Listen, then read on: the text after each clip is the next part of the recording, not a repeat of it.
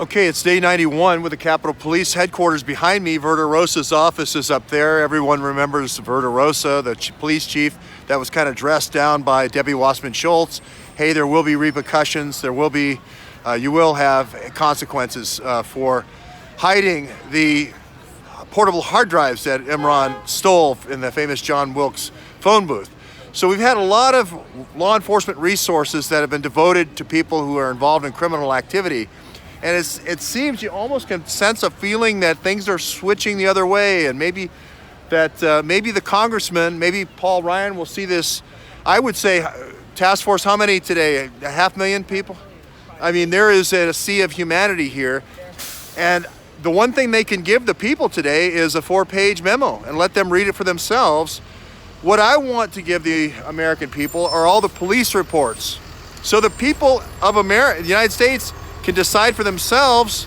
And here's our fine Postal Service employees that I'd like to shout out to, that they can decide for themselves who actually, if Imran Awan is guilty or not. They can decide if he's being just involved in bank fraud, or what are those other 12 houses? What are those other 20 businesses? Now, we've seen in time and time again in history where there is a Gladio type infiltration where for some reason the people that are in power are afraid of all the people for some reason that are walking up and down this street. There's literally hundreds of thousands that we've seen go by, especially by the Supreme Court. Is there some kind of twisted readiness exercise 84, some kind of Ollie North readiness exercise 84?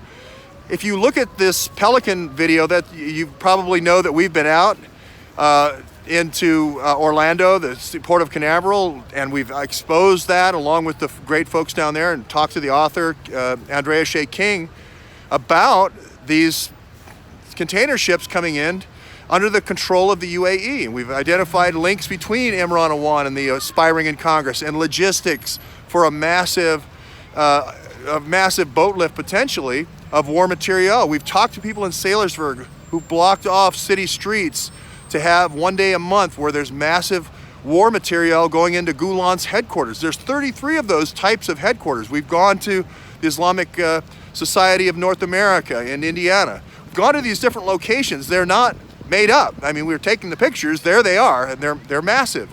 So at some point, we have to ask ourselves, when you partner with a Russian containerized warfare logistics system, which is the partner, the K company, making, even mobile command centers that are disguisable within container systems, you really start having to ask the question, who's calling the shots? President Trump, in addition to publishing the memo, which I hopefully happens, Fox right over here is reporting it, hopefully that he will look at this memo or this deal that Jack Lew did in the middle of the night and say, hey, we're rescinding that order, executive order. You cannot have a 35-year deal, no bid, with a foreign power. It automatically triggers a 60-day and 90-day review by CFIUS. There's an automatic trigger there. You cannot do deals in the middle of the night. You can't go get signatures in the middle of the night. We don't do business like that. That's not our government. So anything you would like to add? Yeah, and why Mr. Miller worked with Ayman Mir, who was on the CFIUS board at the time these deals were made. Mr. Mir worked for Wilmer Hale with Mr. Miller. Why they would allow that to continue? Mr. Mir has connections to INSA, the Islamic Society of North America. He has connections to Pakistani ISI, the One Brothers. He has connections to the Muslim Brotherhood. So it's really questionable.